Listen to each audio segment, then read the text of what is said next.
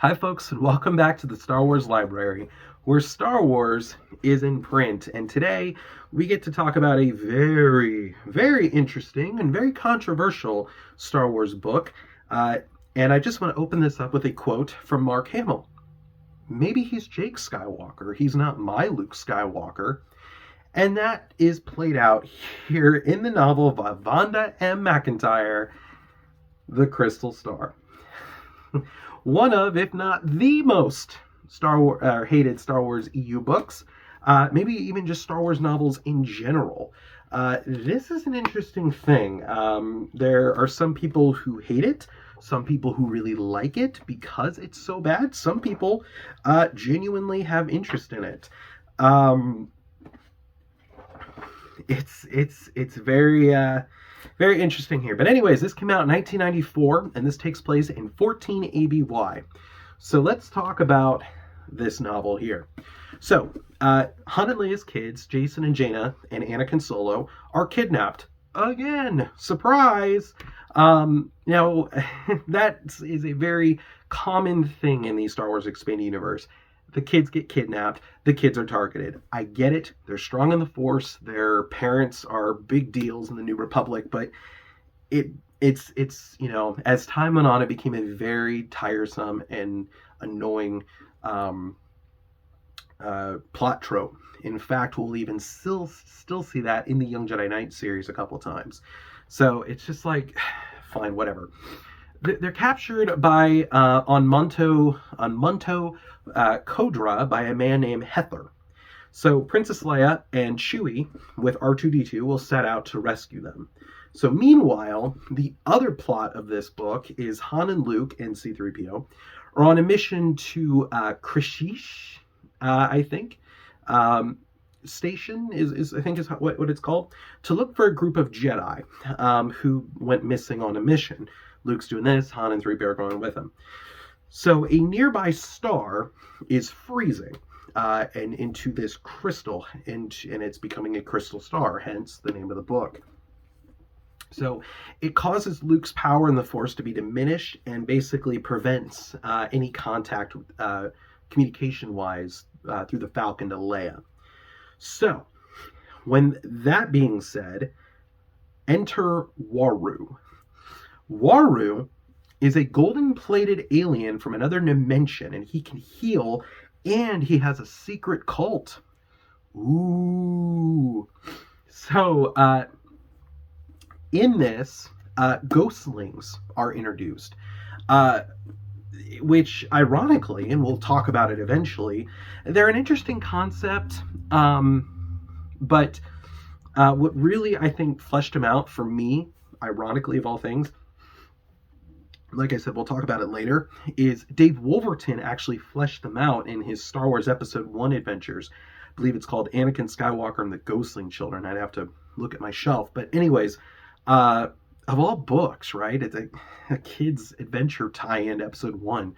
But we'll get to that eventually. But they're fleshed out a little bit more there. But if you, just my opinion, I think they're a cool idea. Unfortunately, it's more fleshed out in the kids' book than in the adult novel, but whatever. So the Solo kids are meant to be sacrificed to Waru. Hether fails to do so, to deliver the kids because they escape, and Waru eats Hether, and ultimately will flee to another dimension, or flees back to his dimension. He flees the Star Wars dimension. So no more Waru. There's like a weird scene where like Luke dives into him and like Leia pulls him out, and Luke's so written out of character here. Now they would go ahead and retcon because we haven't gotten to it yet, but this is actually in between, I believe. It's around Planet of the Twilight. Yeah, it's right after that. So he's kind of bummed about Callistia, who we haven't talked about yet. But that's kind of where they retcon it in. And Luke is just, again, he's written very much so out of character. Hence why I bring up the Mark Hamill quote about Episode 8.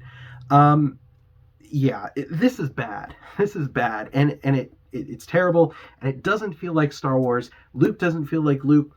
And there's a reason for that. Because Vonda M. McIntyre is a Star Trek author. So Vonda M. McIntyre is a Star Trek author, not a Star Wars author. And this book feels, from what I've been told from people, feels like Star Trek. I am not a Trekkie. I've never been a fan of Star Trek. I've tried to get into it, and I just can't. It just doesn't interest me. I get why people like it, and I'm happy that people like it, but for me, just not a Star Trek guy. Um, but Lucasfilm, it seemed like was like, oh, Vonda M. McIntyre. She's a Star Trek writer, so therefore she'll just know how to write Star Wars. No, because even me, who's not a Star Trek fan, knows that it's a very different franchise than Star Wars. They're two different. There's very few similarities. Yes, they're science fiction, but they're both, unique franchises. So you would say, "Oh, well, of course it wasn't good." Well, okay, but unlike AC Crispin, who actually did her research when it came to writing Star Wars, Vonda and McIntyre did not do it for this, and therefore this book is a very odd one in the Star Wars Expanded Universe series. So ultimately, at the end of the day, is the Waru, the Crystal Star, is it an essential read for you? No, absolutely not. This story is never mentioned again. Del Rey, in their stuff that they did, they would mention other Bantam books. They wouldn't touch the Crystal Star. Nothing mentioned Crystal Star post this. I think it was everyone's kind of like, ugh, this is gross. So anyways, it's never mentioned again. It's a one-off story. It's not a very good story. There's some kind of cool publication history with it, which I'll let you dig on the expandeduniverse.com. But as for the book itself, it's a forgettable and not very good book. So I'd say read it if you want to see how bad it is, but ultimately you're not going to be missing much by skipping this. So anyways, folks, that is all the time I have for today, and I will see you next time with another episode of the Star Wars Library.